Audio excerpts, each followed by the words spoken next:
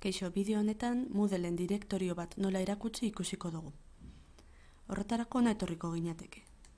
Direktorioa erakutsi, baina lehenengo direktorio hori sortu egin behar dut. Jaitsi ingo gara purtsu bat, eta hemen kudeaketa blokean fitxategian sartuko gara. Lehenengo gaian barruan kagozele, sartuko naz hemen, eta direktorio bat sortuko dut. Izena buruzko kalkulua. Sortu dozte direktorioa, eta orain joango naz fitxategiak berton sartzen. Ordan klikatuko dugu fitxategia igon, examinar, eta bertan prestekotez fitxategi batzuk. Banan joango naz, klik bikoitza egiten,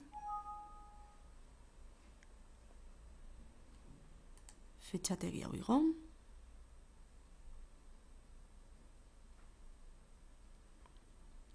eta berdin egingo dut beste irukaz.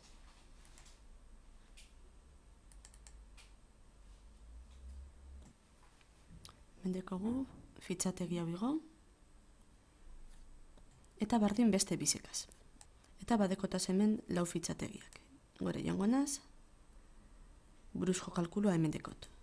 Lehenengo gaiaren barruan. Bueltatuko gara gure ikastarora. Eta oin, baliabidea gehitu, direktorio erakutsi, izena ipini behar dugu,